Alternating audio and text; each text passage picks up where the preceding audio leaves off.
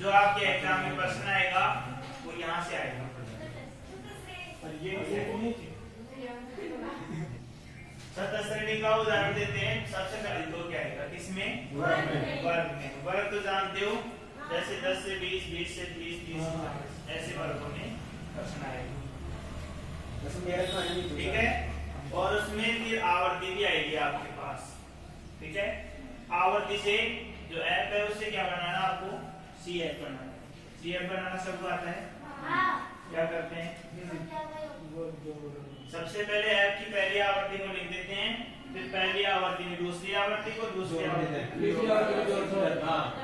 तीसरी आवर्ती को जोड़ते CF निकल करके। और इसमें एक सूत्र को याद करना पड़ेगा। सूत्र L1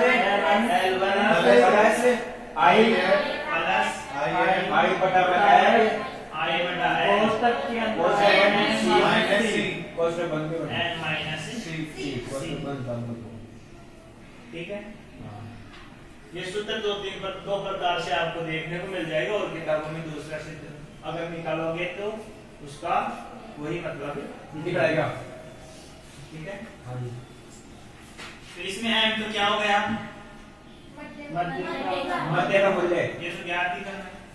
L1 बराबर क्या हो गया? वर्ग की निम्न सीमा।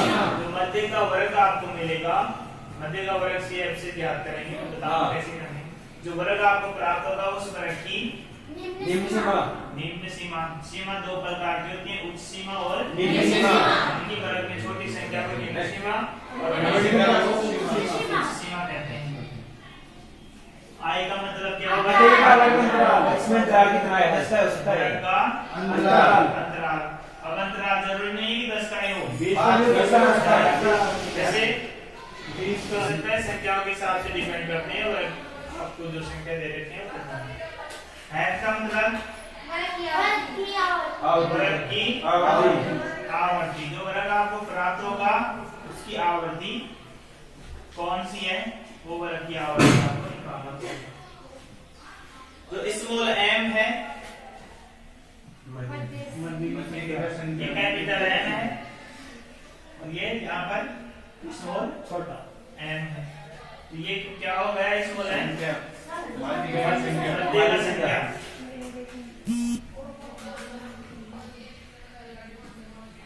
और ये कैसे ज्ञात करते हैं? n में किसका भाग देंगे वो सूत्र लगेगा, कौन सा? n बटा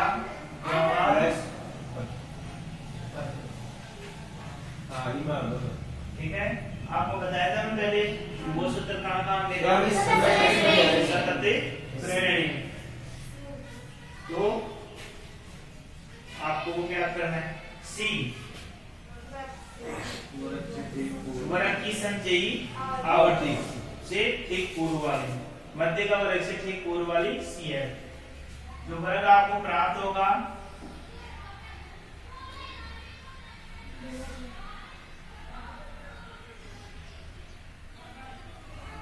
ये विशेष ध्यान रखने की बात है। ठीक है। स्टार लगा दीजिए, स्टार है, क्योंकि अधिकांश स्टूडेंट गड़बड़ यही करते हैं, जो आपको वर्ग प्राप्त हुआ है उसी की CF लिख देते हैं, जबकि लिखना क्या है? ठीक पूर्व वाली CF लिखना है। अब उदाहरण लिखता हूं पहले आपके सामने।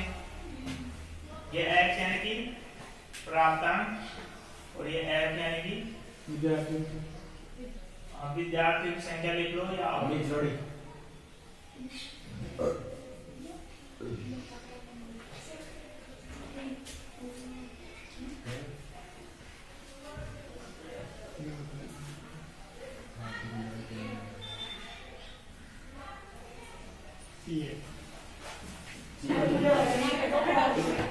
देखिए CF निकालो।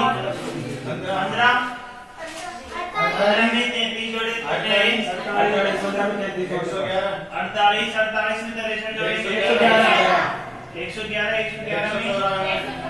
83 जोड़े 194 100 जोड़े 294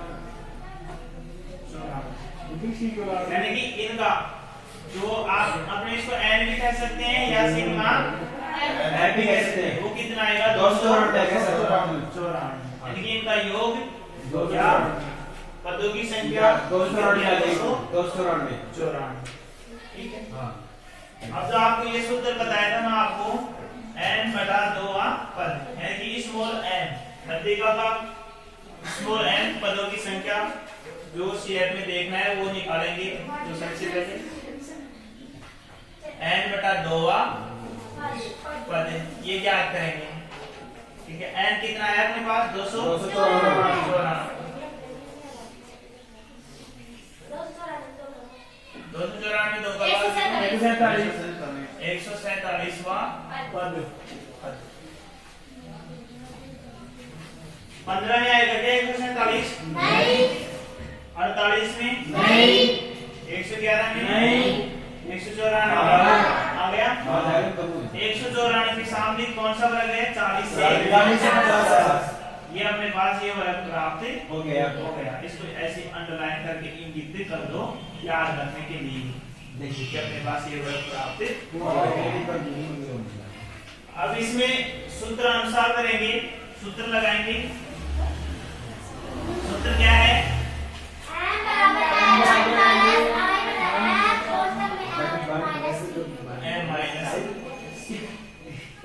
अब पता होना चाहिए L1 कितना आया 40 यानी वर्ग 40 से 50 है। तो 40 से 50 की निम्न सीमा क्या है 40। उसके बाद I वर्ग अंतराल 10 को जरूर चिन्ह दो। I बराबर वर्ग अंतराल यानी कि 10 का यानी कि 50 में से 40 घटाएंगे तो कितने बचेंगे 10। और F वर्ग की आवर्ती यानी कि इस वर्ग में F कितना है 83। कितना है 83 लिखेंगे। उसके बाद स्मॉल m ये अपने पास निकाले लिए स्मॉल m कितना है 147 और c 111 स्टार लगवाया था इसके। ठीक है cf कितना प्राप्त हुआ है 194 से ठीक पूर्व 194 से ठीक पूर्व कितना है 111। 111 आपको याद रखना है कि ठीक पूर्व वाली आएगी। बहुत सारे स्टूडेंट क्या करते हैं 194 ही लिख देते हैं क्योंकि वो सोचते हैं अपने पास तो वर्ग प्राप्त होएगा इसी वर्ग की बात करेंगे और वो छोड़ देंगे। छोड़ना नहीं है सीएफ में तो पूर्व वाली देखना है। जैसे उसमें भी देखे थे F0 और F2 0 पहले वाला और F2 बाद वाला बहुलक में नहीं देखे थे। ठीक है वैसे ही है कि सी इसमें पूर्व वाली सीएफ। तो ये प्राप्त हो गया। अब सूत्र में बिठाएंगे इनको 40 प्लस 10 10 बटा बटा 83 माइनस 111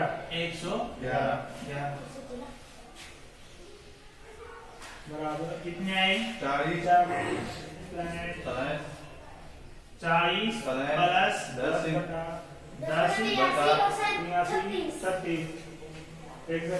माइनस इंटू 36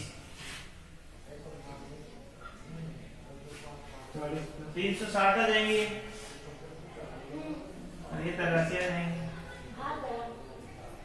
भाग दो 83 का भाग 360 में देके देखो और अभी बताओ कितने आए।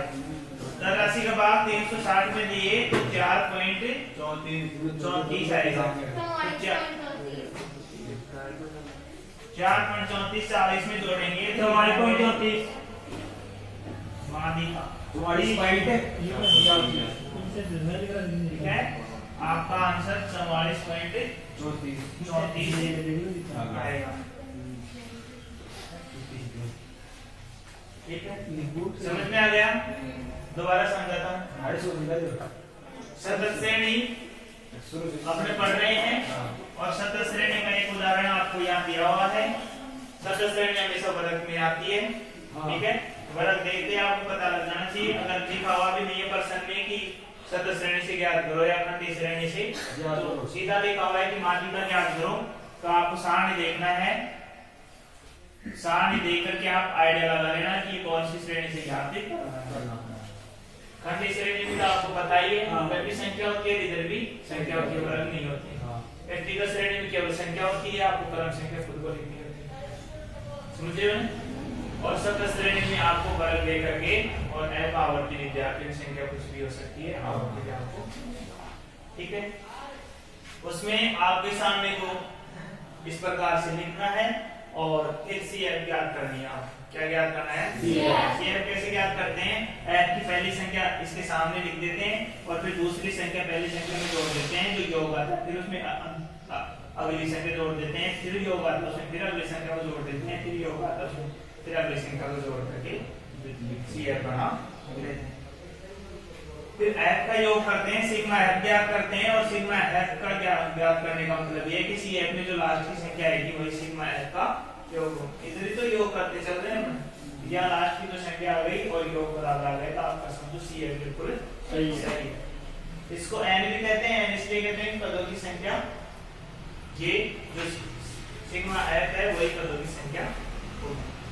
उसके बाद क्या करते हैं, सूत्र बिठाते हैं और मध्य का संख्या ज्ञात करने के लिए n/2 पद ज्ञात करते हैं।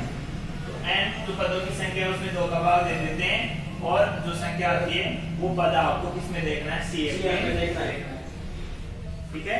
उससे जो जितना पद आ रहा है यहाँ पर उससे छोटी संख्या को नहीं देखना, उससे बड़ी होगी। तो यहाँ देखना है 15, 48 से 111, 147 से छोटे हैं क्योंकि 194 147 से बड़े हैं, तो जस्ट वाले बड़े 294 पे, लेकिन इससे पहले प्राप्त हो गई है उसी को इंगित कर देना है और जो प्राप्तांक में जो वर्ग है उस वर्ग को आपको अपना वर्ग मान लेना है, उस वर्ग में से सूत्र के द्वारा फिर माध्य का ज्ञात करते हैं। तो सूत्र लगाते हैं, सूत्र आपको सबको याद होना चाहिए, L1 प्लस I/F कोष्ठक में M-C, ये सूत्र है। सूत्र दूसरा भी है लेकिन वो उसका सूत्र का भी अर्थ यही निकलता है, ये आसान सूत्र है, ठीक है। अब इसमें L1 का मतलब क्या हो गया? वर्ग की निम्न सीमा, जो आपके पास वर्ग प्राप्त है उसकी निम्न, एक तो उच्च सीमा होती है, निम्न सीमा होती है, तो आपको निम्न सीमा लिखनी है, ठीक है, छोटी संख्या। दूसरा I वर्ग का अंतराल, यानी उच्च सीमा में से निम्न सीमा घटाएंगे तो वर्ग अंतराल प्राप्त हो जाएगा, ठीक है।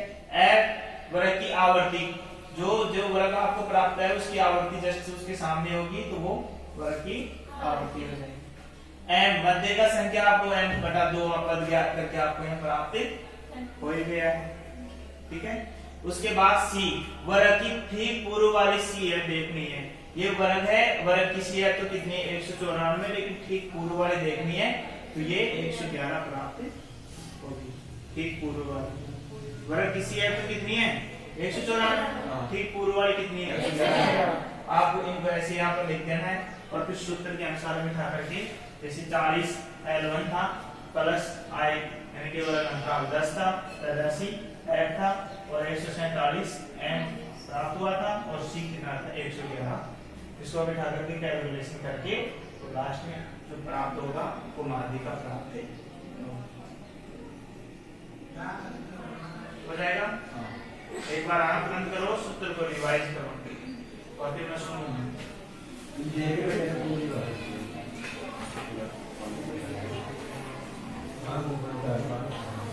जब तक सूत्र याद नहीं होगा तब तक आप आंसर भी नहीं निकाल सकते। 2 सूत्र काम आ रहे हैं इसमें, ठीक है।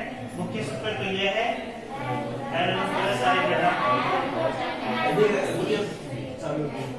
देखो इसका एक सूत्र ये भी है, L1 प्लस I/F कोष्ठक में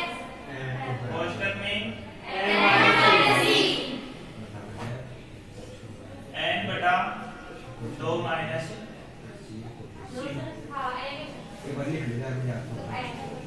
ये n/2 लिखें तो यही तो है, इसको डायरेक्टली m लिख दिया। n/2 करेंगे तो भी संख्या 147 निकल के आएगी, डायरेक्ट m करेंगे तो भी संख्या 147 निकल के आएगी। कुछ किताबों में सूत्र ये भी है तो आपको ये याद नहीं करना है, यही करना है, ठीक है। कंफ्यूज नहीं होना है, बहुत सारे स्टूडेंट के बाद में जो उसकी किताब में पढ़ करके आएंगे इसका सूत्र ये याद करें कि ये हो गया। कौन सुनाएगा? मैं सुनाऊं, मैं सुना दूं, सबके याद हो जाएगा तो सुना देगा।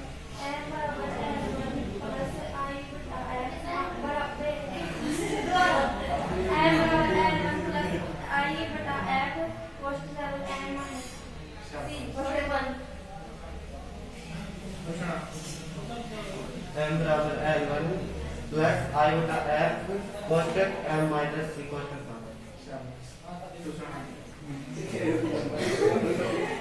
m बराबर L1 प्लस I बटा F और m माइनस c